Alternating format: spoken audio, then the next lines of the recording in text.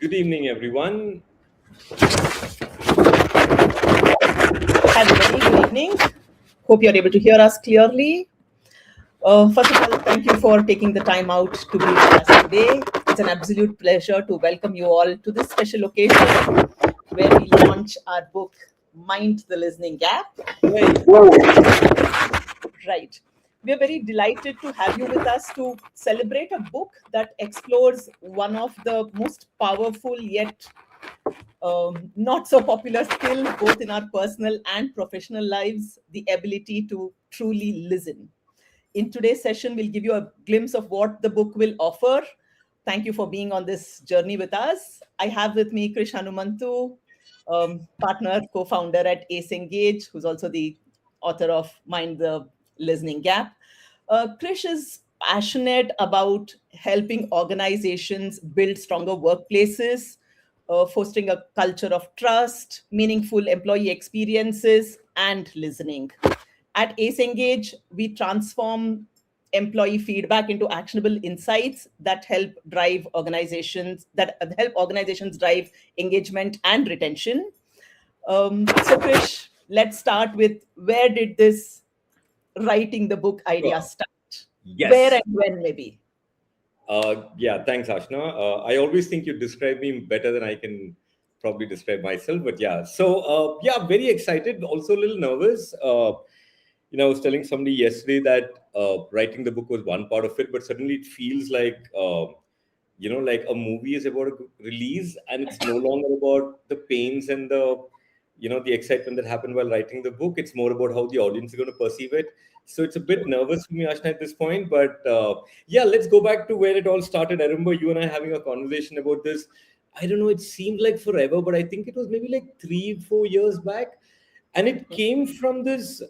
I mean, yeah, so Ashna and I were having a conversation, and we've always felt that, all that wonderful feedback that we capture from, our employees, while our clients get to see it. And I'm getting goosebumps as I'm talking, because every time we read what employees have to say about their experience at the organization, it always was extremely, I mean, there's obviously a lot of good stuff. I'm not saying a lot of, but the bad stuff was extremely unfortunate. And you always thought, how could this happen in an organization? Why aren't people listening to them? How it just always feel like that. And then Ashna and I remember, Ashna, we both started talking and we said, how do we make sure that the larger audience is able to see this, right? While yes, our clients are getting this data, how does the whole world know what actually happens in organizations without having to be a client of ours? And that's how it all started. I'll be honest. That conversation was 3 years back, really. 3, no? Yeah. Yeah, 3 years. And, I mean, it's taken us some time to bring it into play, but yeah, 3 years. Like, and it became like, how do we put together? So then we said, okay, you know what? Let's get all the verbatim together, put it together, and then somehow it didn't feel right. And thankfully, I think, Ashna, what happened was Sejal, one of our ex-colleagues, joined. I mean, it just made, for some reason, it just sometimes so happens that you meet this one person who understands exactly what you want. And I think Sejal brought in that, fresh pair of eyes, always questioning what we're doing, but understood exactly what we want. And then one thing led to another. So while, Ashna, the wonderful team of counselors that we have, all of them put together, because we had to actually look at verbatims across the various scenarios. And we'll talk more about that. The book typically has chapters which are, across the employee life cycle. So we have what are new hires saying, what are candidates saying, what is Gen Z saying, high performers, women employees, tenured employees, exit employees. So we have a wide spectrum of feedback that we captured across the life cycle. So we also had to pick and choose. Obviously, every feedback is important, but we had to pick and choose ones that, the larger audience would relate to. So that was that. But And then, having done the gamut of work that we have done, choosing the right ones that should go in here was a challenge by itself. right, because everything is better than the other. It's not like we had to select It's not a easy. good one from the bad, but we had to select the best out of the best. So yeah, Right. but then when we got this whole thing together, we looked at it and said, sometimes we look at it and say it's nice, but it's not really got the, what's the word, like the twang, the punch. And then we said, you know what, when somebody reads this, they should also understand what is the impact, right? I know, okay, now I hear about an employee talking about how he or she was made to wait for recruitment. I went for an interview, they made me wait for 20 minutes, nobody came and bothered, nobody came and asked me. Now, yes, that was an unhappy experience, all of that. But what is important for people to understand is, what does that mean? Like, just because one candidate waited, what does that actually mean? And then we had to go back into our data and actually translate that and say that this experience will impact joining ratio by so much. And so today the book not only has all this very exciting feedback from the employees, from the employees' experience, but also how does it impact the organization. And therefore, it was only when we put both of that together did it actually become something that we felt that, you know what, now we are ready to go to the market with. And that's exactly how that whole journey happened. Yeah, so 3 years back, Sejal, you're not here, but thank you very much. I'll be very, we're always very grateful for the work that you did. And yeah, I think a lot of people, I think you and I, we've spoken to a lot of friends during this whole journey. Uh, there were a lot of little pieces of advice that we got continuously. Unfortunately, it's probably reached a point in time where I may not be able to necessarily remember who exactly told me something, but all that feedback's been incorporated. And then we got this book that kind of felt really cool, really good. We said, okay, you know what, we got the experience, and it's very hard hitting, because when you read it, you'll realize that a lot of times you may have actually made somebody feel like that. It is natural, right? And it's not that, like, and I think, Ashna, you always talk about how no manager is a bad manager. I think it's about, when you read this book, you'll realize that, hey, listen, I have also done this in the past, and I didn't realize that this is the impact it had. And that's what we're hoping for from the book. Yeah, so pretty excited. In fact, we were hoping to launch it, almost a month back, but yeah, I mean, I think we're All things take constantly, time, so I guess we had to yeah, wait. yeah, and also I think you're constantly hit by surprises when you're doing something new for the first time, right? And I think there's a lot of process, etc. It's a Uh, learning experience all through, right? And there's a yeah, lot that we have learned over this last yeah, 8-10 months during the correct, course of correct. this launch. I also like the section at the end of each chapter, Krish. It's concise, it's crisp, but beyond the impact, it actually tells you what is it that they really want, Correct, right? yeah, And it's yeah, very basic when you read it, but it is the most needed yeah, part of it. yeah, So I think that's also something that definitely yeah, readers will enjoy. true. It's a nice read. I mean, obviously, we'll say it, but like Ashna said, right, I think it's very comprehensive. So it talks about, I mean, if you look at any section, it talks about why should you listen, and then it talks about the various experiences that employees had. Then it talks about the impact, and then it talks about what is the ideal experience for a candidate, or for a new hire, or for a tenured employee. And therefore, like Ashna said, I think it, as you, and we're hoping that all of you are going to buy a copy soon. As you buy it and as you read it, you will realize that it actually covers the entire experience. So while we've kind of stayed away from what should you do to address it, and the reason we stayed away is not because we didn't want to include that. It's just because a lot of it is actually very internal, and we want this book to be used like a self-help book. It is not, and I've always maintained this, it's not a book that you read from the beginning to the end. We are expecting you to pick up the book, pick any section, read, relate, introspect, think about whether this has happened in the past, think about whether this happens in your organization currently, and see what you can do to fix it, because it has a massive impact on overall employee experience. So that's how the book has been designed. Yeah, but that's the whole. You'll have to stop me, Ashna, otherwise I won't. Yeah, I will stop you there, but I'll add a line for our readers. It will not tell you what to do, but it will definitely set you thinking on, have I done this before, and what can I do to not do this or do it differently going forward. That thinking will definitely set in when you read this. I think that's the crux of it. Where did the title come from, Krish? Mind the listening gap.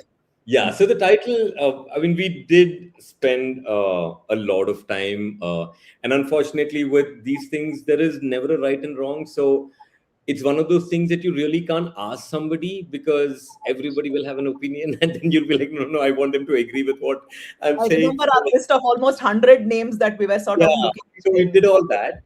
And then I think when we started, thinking about the book and all that, that somewhere we realize that this entire problem today, when we look at listening as a whole, the entire problem is actually the gap between what someone is saying and the other person understanding it. And that's the essence of the problem, right? If what I'm saying is exactly how you perceive it, there is no problem. The problem with this whole listening is that I'm saying something, but you're understanding it completely differently. And that is the gap that we're trying to address. And honestly, in fact, I posted this on LinkedIn also yesterday. Credit where it's due. We came up with the listening gap, and I thought it was a beautiful name. After all those kind of checks that we did, we felt okay. You know what? We've nailed it. And I'm talking to a friend of mine, a good friend, Pasi. I don't know if he's even on the call today, but he lives abroad. So I call him in the evening sometime and said, "Dude, you know what? Maybe I'm glad I did that, but." I call him and said, dude, you know what? Thank you very much for everything, but we've sorted this out. The listening gap, that's what it's going to be called. And he, on the phone, he says, but why not mind the listening gap? And at Yeah. that point, we knew that that is it. That sealed it because, goosebumps again, but that sealed it because it just made so much more, it just made it so much more nicer. It's got a nice twang to it. The listening gap would have been nice, but I think the mind the listening gap is much better, especially because all of you use It the sort metro of today. has an action to it, right? Which means there is Right. something you need to do Exactly. differently, which True. is what we wanted to drive. And yeah, and most importantly, what happened today was because our book has gone live, we will share the link with you for some time back. And me and Ashna were talking about this, and we were saying, um, "Hey, listen, how do I have to give the Amazon link to people? Do I have to tell people what the link is? Because obviously people are not going to remember. How do I do all of this?" And then we said, "Hey, listen, why don't we just search for Mind the Listening Gap on Amazon?" And you search for Mind the Listening Gap on Amazon, and there you go. The book is there. So you don't have to worry about, you don't have to remember too much. As long as you remember the name of the book, you will find it on Amazon. I think that's something that it just happened, but we are very excited that it made life a lot more easier. Right. So that's that. But Ashna, you know what? I want to ask you, and I think you do this really well. So maybe it's easy for you to answer this, but I'm not sure. But somewhere growing up, listening was not a big problem. I mean, like nobody spoke about it. I don't think, it seems like a very new thing. And I'm not, so I don't know whether the need has increased or has, I don't know if people used to listen earlier, but now they don't, or whether so I don't know, but it just seems like a very new nuance. I think it's a topic but at the same time, the topic has become extremely relevant. You hear about it all the time. Everyone's talking about how it's important to listen. But yes, just kind of, want to ask you about, where do you think this all started? How does it work? All of that. So yeah. Yeah.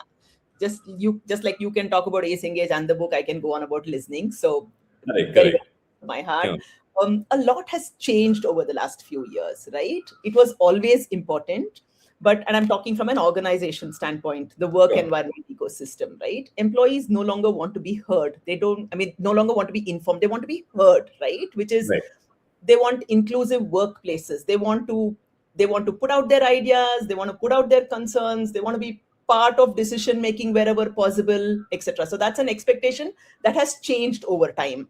If you go back to when my dad was working, was that an expectation? The answer was no, right? They were happy to know where the organization was going, and that was not even an expectation at that point in time. The expectation has definitely changed over a period of time. Sure. Work has gotten more complex. You've got hybrid teams, you've got global collaborations, you've got tougher markets, you've got rapid changes. All of that, if you are listening intently, will help you do better. It could be customers, it could be products, it could be services, it could be employees, everywhere, right? It will help you act, resolve, and change better if you're listening correctly. Leadership is also evolving, right? It's no longer about having all answers. It is about asking the right kind of questions. It is about making sure you're getting different perspectives. It is about making sure Right. the ecosystem is driving psychological safety. So all of that has changed. And Right. last but not the least, technology has amplified voices. If you go back again, right, there was one channel of listening in organizations. Today, there are multiple channels within the organization. And with social media, there are multiple channels outside the organization. And technology clearly has amplified those voices. So Sure. it's no longer having a voice. I think it is about making sure that the voice and the listening part is used correctly. It's no longer a soft skill, it's a strategic capability that people and Sure. organizations need to build, and hence it's important. Right. But now tell me this. Now, how do you train someone to listen really well? I mean, like, is it a trained skill? Is it something that comes? I mean, like, so because I hear, and I'm embarrassed to say this. We've written a book about my listening gap, but a lot of people accuse me of not listening really well. But it's just, I mean, how do I get better? It's a trainable skill set, right? There is a mindset, there is practice, and there is intention. There are ways of doing it, there are techniques of doing it. Like I said, that will become a program by itself, so I won't go into the Right. details here, but it definitely is a trainable skill. It involves Right. active listening, it involves recognizing empathy, picking up Right. emotional cues, it is reflection, it is self regulation. All of that put together makes you a better listener. And there are ways, techniques to do this. But bottom line, it's mindset, it is practice, and it's the intention that you want to listen. Right. So when somebody is not listening well, or they're not listening, it actually probably broadly means that they don't really care, or is it they can't? I can I I can I just claim helplessness? Yeah, I'm really sorry, I can't listen. What to do? Like, is it like no, that? no, you can't. Like I said, the intention to listen has to be there. So you need to practice it over a period of time, Right. and it definitely is possible. Got it. Okay. Um, Done. But thanks for that, Ashna. I think it's something that all of us need to get better at.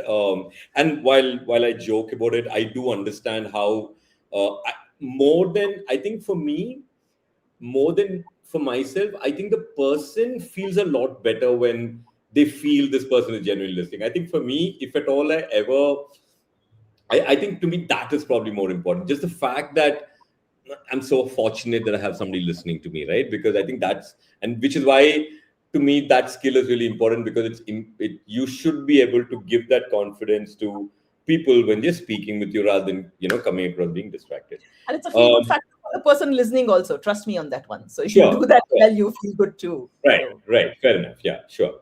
Cool. So, I mean, we've got a great book. I mean, I'm gonna show off, but yeah, that's what the book's called. It's called Mind the Listening Gap. We've got some great testimonials and all of that. But Ashna, who's this book for? I mean, like, who do you think should?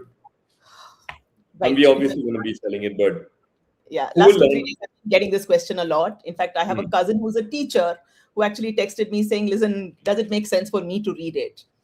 Right. So this book is actually for everybody, Krish. While it seems like it is for HR folks, it is for managers, it is for people holding leadership positions in organizations, it's actually for everybody. Right, right, like you said, the way it is structured is it's got employee voices that we have heard, it's got impact that this creates, and it's got a section on what do you really need, right? So it's there for everybody. Anybody who reads it in any one of those sections will resonate with that experience that they have gone through or heard from somebody. So actually for everybody, but I think it will start with HR people consuming more of this because they're closer to the problem. hmm, It will then get extended to business and leaders and managers because they're seeing the impact and are also right, experiencing most right. of this. But Yeah. eventually, I think everybody can read Yeah, this. true. And to add, right? I mean, when we put this book together, and I, at the risk of repeating myself, right? I'm saying that uh, try not to read the book from beginning to end. It kind of becomes a little boring like that. Pick up a section, because as employees, we've gone through that whole journey. Perhaps all of us have been candidates. All of us have been new hires. All of us have been tenured employees. All of us hopefully have been high performers. Some of us may not have been Gen Zs, and some of us may not have been women employees, but in today's structure, women employees and Gen Zs are extremely important and critical to the success of any organization, and therefore we felt that it deserved two separate chapters. So, as women employees out there, we're sure that you thoroughly enjoy, and we're hoping that you'll relate to some of these experiences, right? And that's it. So, depending on who you are, you read it. But more importantly, as a manager, uh, we strongly recommend that you read this book. Um, read ex- and it tells you what employees are experiencing, may or may not necessarily be in your team, but it still gives you a sense of what people are experiencing. To me, the first step is to be aware. If you're aware of what's going on in organizations, if you're aware of what are the possibilities that the kind of thing that employees experience, just by being aware of it, I think all of us become better people, better human beings, better managers.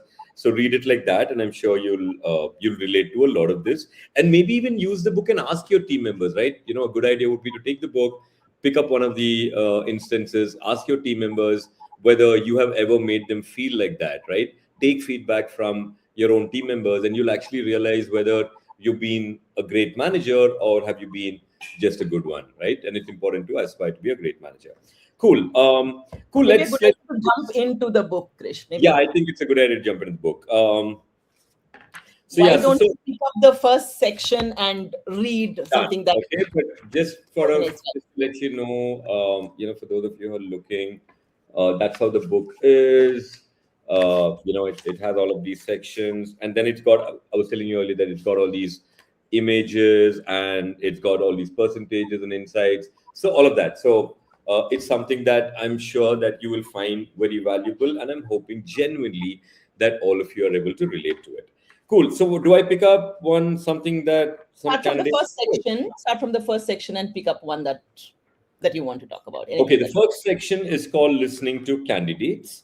I'm going to pick up verbatim here. Right. One interviewer barely looked up, scrolling through their phone as I spoke, while another walked in late without a word of apology.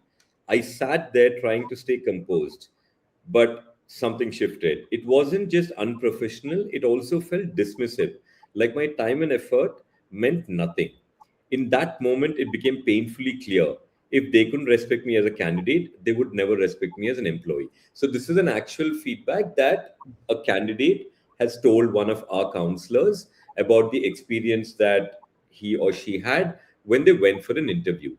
Um, we also have uh, data that tells us that 35% of candidates decline offers because of such experiences. So if tomorrow you're wondering why, I have a candidate who accepted and declined, it's probably because of one of these experiences. But that's the kind of feedback that we're capturing. And this one is about how, the interview comes, doesn't pay any attention, no respect, looks at the phone, walks in late, does not apologize, things like that. Have you done it? Maybe yes, maybe no. I'm very sure I've done it. But what you do is also important. It's natural that we could get late, but acknowledging it, apologizing it, making that person feel, telling that person that we're really sorry, those are important. Taking the candidate for granted is something that is very unfortunate. And if you're doing it, the impact is that it impacts the joining ratios and overall impression about the organization. Ashna, you want to add? being more mindful, and the word disrespect, right, to me is a very strong word. I think it's important to respect everybody who's interacting with you. Is it a candidate, is it an employee, is it a colleague, etc.? I think that's something that we should do. This is a recent verbatim, Krish. This is probably in the last 3-4 years that we have heard it at AceNgage. I actually have a personal experience 17 years 20 years Right. back. Oh, You yeah, asked, you told me about this, huh? you remember that. I actually went in for an interview, and it was for an ops manager role at that point in time. I was made to wait, and it was a horrible experience. I actually didn't give the interview. When the person finally came in, me being me, I had the guts to say, listen, I don't want to do the interview, because if this is how you're treating your ops Right. manager, I dread to think about how you're treating the rest of the team. So I don't want to do this interview. I don't want to join your organization, but here's my feedback. I gave that whole feedback and walked out of that. But this is something that I have experienced, and I know how it feels. So Yeah. clearly, like I said, somebody on the True. other will resonate when they hear this kind of feedback. Also, I think this whole people looking at their phones, again, I'm fairly sure that I've done that in the past, but as we were writing this book and as this came up, I told myself that I'm going to be a lot more conscious, because it can be very annoying to have like the interviewer looking at the phone in the middle of an interview. I can imagine how it feels. I mean, it's been a long time that we've gone for an interview, but I promised myself that I will not do this, in another interview, because I think it's very unfortunate. So things like that, right? So as you read it, you'll be like, oh, you know what? I do this too. Okay, I'm going to promise myself I'm not going to do it, because these are small things that you can control, right? Um, cool. Ashna, do you want to pick up on what new hires, the next section? Yeah, new Yes. hire. Let me go into the next section, which is called Listening to New Hires, and I'm picking up one from there. 90 days passed before anyone in a senior role directed a personal question at me. And even then, it was about a deliverable and not about me. My buddy from the onboarding program had been reassigned 2 weeks in. My manager's calendar had no recurring one on ones. I started CCing myself on every email just to have a record of what I was doing, because I genuinely couldn't tell if anyone was watching or whether it mattered either way. The absence of feedback is not neutral, it registers as disapproval quietly, persistently, until it becomes the only thing you hear. So this is a new joinee who spent 90 days in the organization. And again, I talk a lot about this when I do reviews with our clients, etc. I think helping them assimilate into the ecosystem is a lot more important than talking about deliverables, especially in the first few days, right? Correct. Make them feel comfortable, give them the knowledge of the tools, resources, etc., that they need. And that's the whole premise of having a buddy. And if that buddy has been reassigned, then obviously that is not working for the individual. Yeah. So the verbatim continues. And I remember this, that eventually this person quit after, I think, 100 days or Right. 110 days, Yeah. saying that this is not working for me. So lots to be done on that front. One-on-ones, check-ins, goes back to listening framework at the end of the Yeah. day, right? You need to have the listening mindset to be able to solve any of this. And I think for organizations who want to, build a brand, um, the candidate experience and the new hire experience are probably the ones that, if you have to prioritize, is that where you look at, especially because there's enough data to support that candidates and new hires talk about the organization a lot more. So if you look at all the feedback that goes on to a Glassdoor or one of those, you will see that the percentage of people who respond on those are typically new hires or candidates. And therefore, it is extremely important for organization to pay attention to this. Two is that if the new hire manages to somehow stay on for like 6 months, etc., they tend to stay for at least 2 years. So you have a huge win in the overall scheme of things when you try and retain people in the try and pay attention to the new hires. And therefore, that new hire section is very I mean, every section is important, but new hires is very powerful. It's something that all organizations should be looking at improving their experience. Perfect. Let's look at one from the manager section. Yeah, I we think probably have a lot of managers here, no? we have a lot of managers. And I think from all the verbatim that we had, the largest section was about the manager, for the manager, etc. While we Yeah, had to pick and choose, I think there was yeah. a lot of them, So but this is about one yeah, of the and I think managers talking to. yeah, So and Ashna, the manager was the last section that we came in, because the manager is not necessarily, if you look at it, it's not a stage, right? So you're either a new hire, or you're a candidate, or you're a new hire, or you're a tenured employee, or a woman, Gen Z, or you're exiting, right? But somewhere over the years, we've always, while yes, let's face it, there is a problem. There is a manager efficiency issue on, as a large problem there is. Managers are not necessarily efficient. They don't have the required coaching to be able to do managerial roles. All of those is true. A lot of people leave because of managers. All of that is true, right? So which means there is an inherent problem. But at the same time, we always feel that managers are not heard enough, right? Everybody is okay to, and unfortunately, they're in that layer where the pressure from the top is high and the pressure from the bottom is high, right? Because the boss is putting pressure downward, the employee is putting pressure upwards, so the guy is getting squeezed, and nobody's really paying attention to them. everything, oh, people are leaving because managers are not doing this, managers are not doing this. And we've done enough work where we've spoken to managers to find out, hey, listen, is there a larger problem? Is it to do with empowerment? Things like that, because it is something that organizations should pay attention to. As leaders in companies, for those of you who are on the call today, we would strongly recommend that you read the manager section, because you'll get a gist of what is it that your managers are going through, right? You probably haven't even heard of it. You probably don't even know that these kind of problems exist. You probably think that managers are not capable, but the fact is they need somebody to listen to them too. And that's probably a cohort that gets least listened to. Everybody's expecting them to already know what they need to do. So yeah, so let me find one. Okay. Giving honest feedback has become difficult. When I'm direct, it feels like I've gone too far. When I soften it, nothing really changes. I try to strike the balance, but there's always that hesitation. Will this be escalated? Will it reflect somewhere else? So I hold back more than I should. And I know that in trying to avoid discomfort, I might be failing my team in quieter ways, right? And Ashna, I know we both spoke about, how what happens to managers, but you want to kind of take this on and talk about what organizations can do. Correct. I will. You already said it. I think no manager wants to be a bad manager, right? I start with that premise. Right. Everyone wants to do well. Everybody wants to see their team grow, rise, shine, Correct. etc. I think that's something that all of us want for our teams as leaders.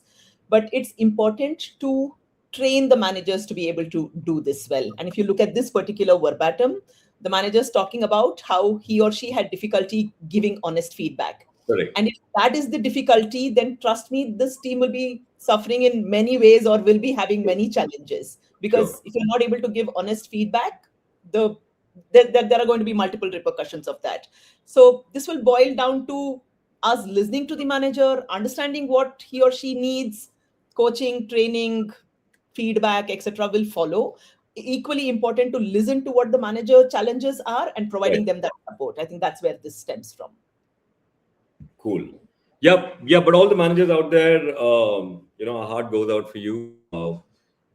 But it's also important. I think sometimes also managers don't necessarily express their challenges. Maybe it's important for you to reach out to your boss and tell them that, hey, listen, I need some help, right? But anyway, Ashna, why don't you pick up a woman?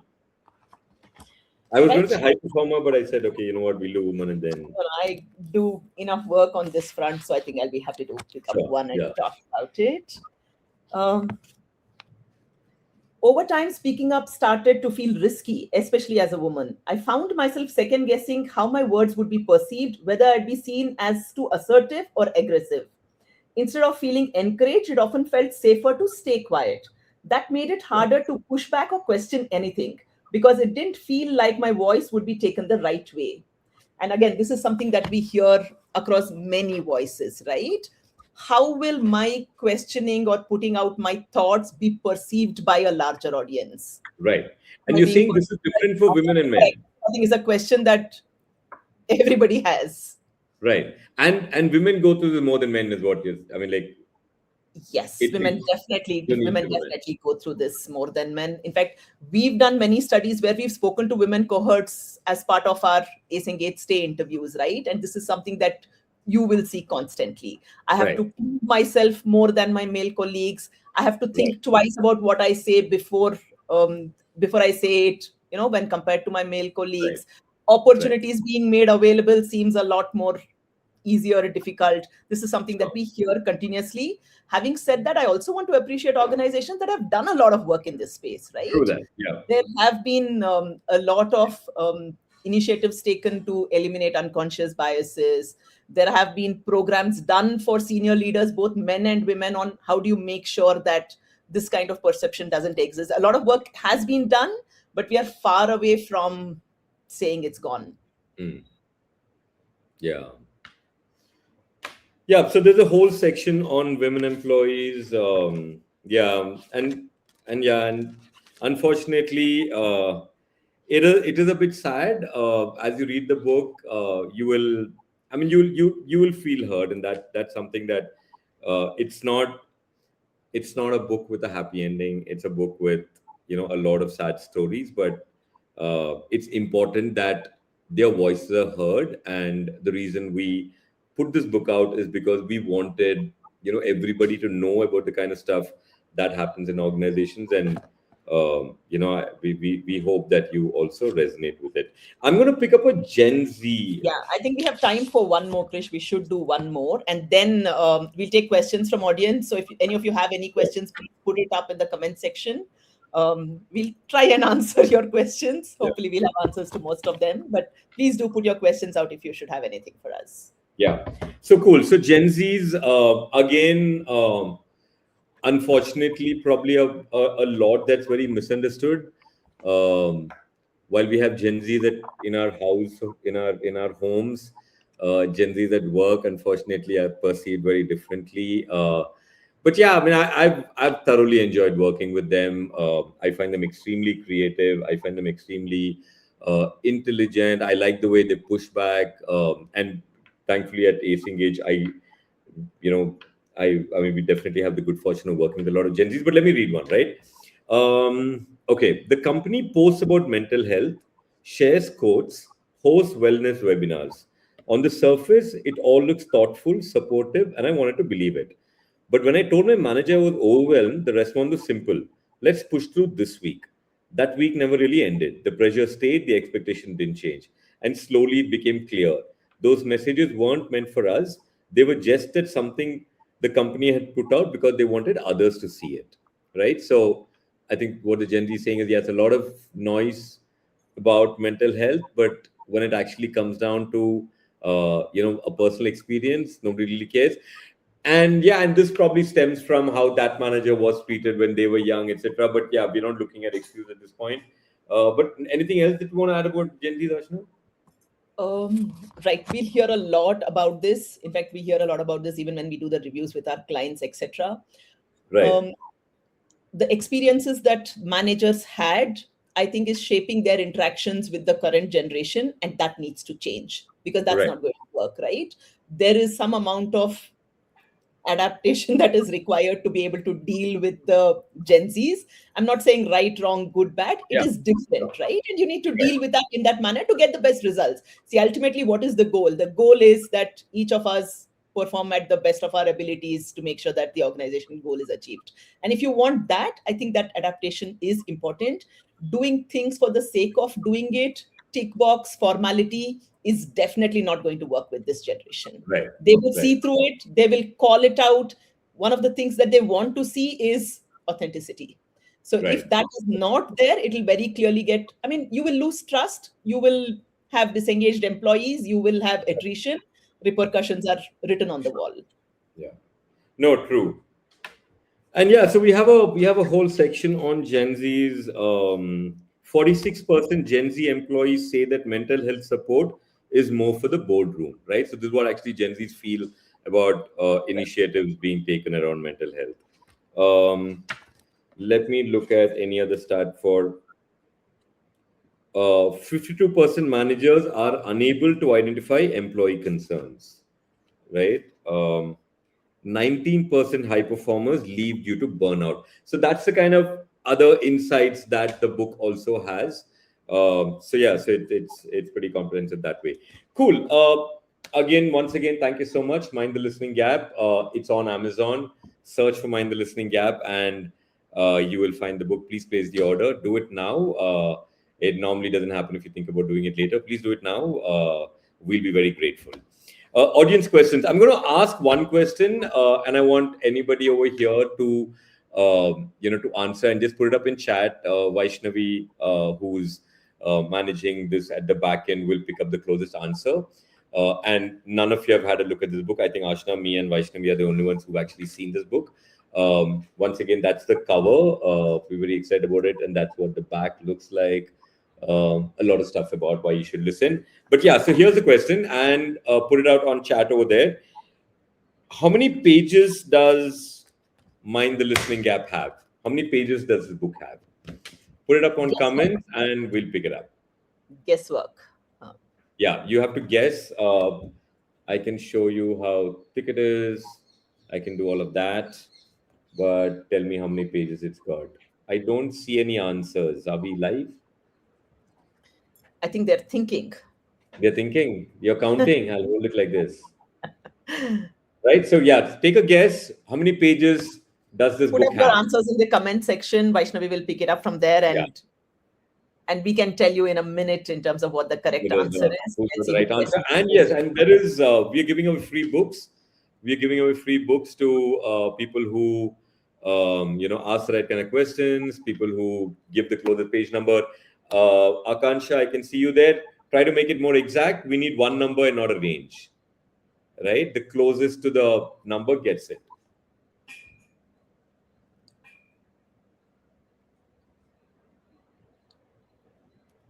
Okay, there are some extremely close, suspiciously close. suspiciously close. And there are some who have a lot more expectation from us, Krish. So I think we should Part two. add Mind more the listening pages gap. for the next one, Mind the just to listening gap meet the. part two. Yeah, mind the listening gap part two. Okay, 5 more seconds, and whoever, I'm going to announce the answer in 5 seconds. Five, four, three, two, one. I'm going to give the number. Whoever's got it closest, just do a yay in the comments, please. So yeah, so the total number of pages in this book, which are actually listed, is 126. Right? So I think I saw two people answer that. I see a 125. I thought I saw 126, which is as accurate as it can be. No more answers. We're not taking any answers now. I see a 126. No, we're not taking any answers now. People are still guessing. So, yeah. Okay. Done. Thank you So for that. I Vaishnavi, think you we go stop for guessing. 100. It's 126. There is a Yeah, question that we should definitely pick up. sure. If readers could take away just one lesson from this book, what would you want it to be? Right. What do you think it'll be? Listen more effectively, please. I Yeah, think, like I brilliant. said, mindset, practice, intention, listening. Yeah. What we'd like to drive is make sure that everybody listens effectively. Listening, I think, is what we would like everybody to take away from this. Yeah, I'd like to add being aware. It's my new favorite thing. I feel that a lot of times we behave in a particular way because we are not necessarily aware of the consequences. We're not paying attention and all of that. And I think if you, while listening, yes, it is really important. I'd like to believe that it's listening and being aware as a whole. And if you're conscious on both fronts, I think you'll become a much better person, right? For those of you who are still answering, 126 is the right answer. Thank you so much. I know that there was a question around which part was the toughest, and I thought I saw that question somewhere. Or I know if somebody sent it to us earlier in this whole journey, and that's something we want to touch upon. So obviously the making of the book, the putting it together, the whole design, the images, the name, all of that. But honestly, what surprised us the most was, and I think for all of you who ever want to write a book, the post, what I call production of the book, is another animal. It's something that we were not even ready for. We had no idea how complicated it can get. To put something up on Amazon, the kind of stuff that you have to do, the kind of work that you do. So yes, that was one part that took us by complete surprise, right? Because we didn't expect it to be so challenging. Vaishnavi did a damn good job. So Vaishnavi, if you're here, a big round of applause to you. I think you did a fantastic job in kind of owning that piece. But otherwise, the rest of it is a lot of fun. I know a lot of budding authors here. It is not as difficult as it used to be to publish a book. So if any of you ever have any plans, just go for it. Start one page at a time, and you'll get there. Akansha, are we expecting more books in future? I'll be honest. We would like to, but all this while we were paying attention to getting the book ready and launching it. And suddenly I realized that there's a whole new challenge ahead, which is to be able to sell these copies. And I think, and that's, I think the saying is the proof of the pudding is in eating it. So we're going to be putting a lot of energies into getting this book out there for all our clients who are here. Thank you so much. We are doing book reading sessions at organizations. So if any of you want us to come over to your company and do this as a book reading, and I think it's a great activity because it allows the employees to understand what goes on in the minds of other employees. So we're going to be doing book reading. We're going to be doing a lot of road shows, etc. So to answer your question, will we do another book? We definitely would like to. But But we'd until like to then, get everybody to read this first before we go on to the next one. yeah, I think if we have the confidence that people are reading what we are writing and people are resonating to what we're doing, we'll be more than happy to write another book. Right? Cool. Ashna, any other questions? There's one that is about how do you know when someone is hearing you but not truly listening? Trust me, you will know. You'll know. They'll be yawning probably. No? Yeah, you will know. There is body language, there is eye contact, there is right kind of questions, Right. comprehension, and how the whole conversation itself is progressing, right? You will know when somebody is invested in that conversation, when somebody is listening to you, and you will know Right. when somebody is not invested in that conversation and is not listening to you. Is there a checklist for me to give you? The answer is no. But if you're in a conversation that somebody is not listening to you, you will definitely know it. Right. That's that you will. So, you know what? I was just wondering. So, I don't know if it's a bias, but I somehow find if I look at my friends and family and colleagues, I somehow tend, I don't know if I'm being biased, but I somehow find that women listen better than men. Is that true? I hope it's Uh, not, but I'm just yeah, thinking no, that, no, it is huh? it is a perception. There is enough research actually around this, and I was doing some reading around it to see, men, women, etc. When we were doing one of those gender studies, Huh. women are perceived to be, I mean, they pick up emotional cues easier, Right. they're more empathetic, etc. Also because they're primary caregivers, and I think some of it comes naturally. But I think what drives true listening is training, coaching, experience, culture, personality, all of Hmm. those drive listening. And we've seen enough male great listeners. Right. So while that perception is there, I think it's not gender dependent. Yeah. It is I, definitely I, everybody yeah, can. and I think we just to kind of continue that. I don't know if that stems from. It's probably another subject for another day, but I think it stems from historically men not expressing them enough, and I don't know if that's what happening. So men don't express them, and therefore, since they're not expressing yourself, you're not expecting them to listen. So now we are not expecting you to listen. Why should I listen? So it could be something to do that. Yeah, but I guess at least what you're saying is that there is no. It is not, it is actually equally distributed. There's no science Yeah, to prove you that have men are better. enough male great listeners. Like I Yeah. said, a lot of factors make you a good listener. It's not Right. just one.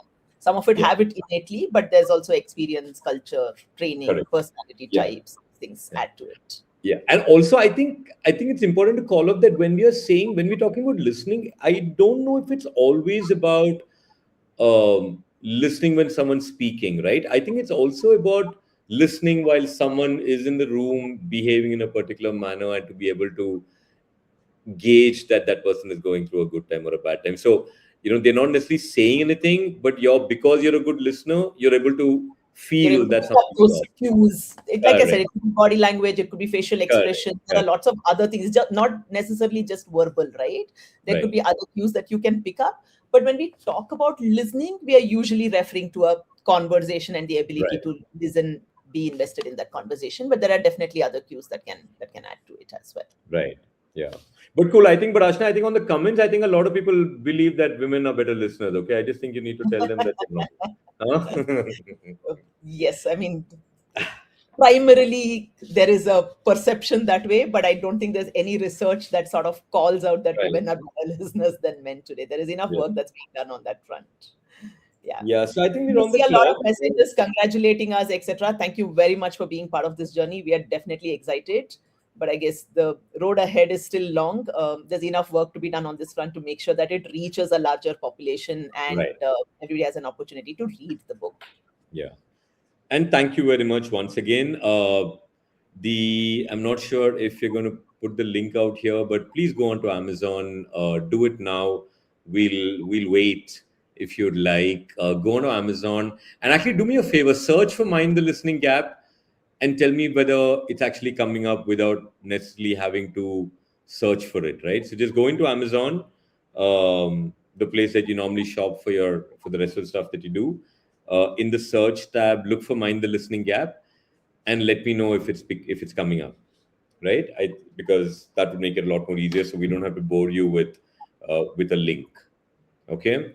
Um, so what else? Yeah. So it's while I'm hoping there's tons of people placing orders. Ashna, I couldn't help think about this yesterday about how, when we started AceNgage 18 years back, we went out to the market saying, we will help you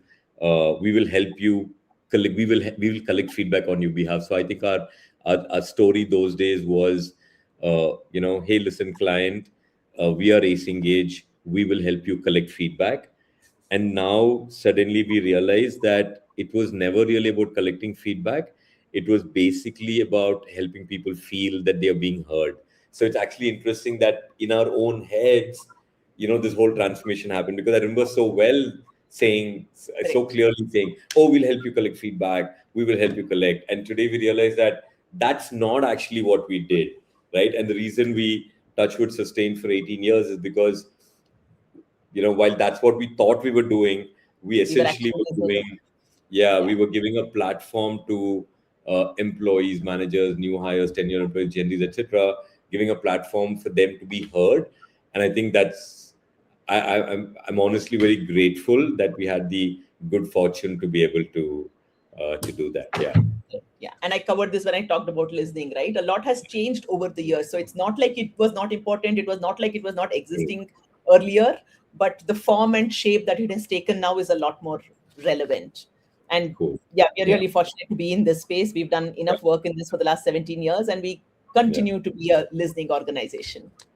Yeah, I mean, without making it too heavy, I think we've touched many lives, and I always consider ourselves very blessed to have been able to do that.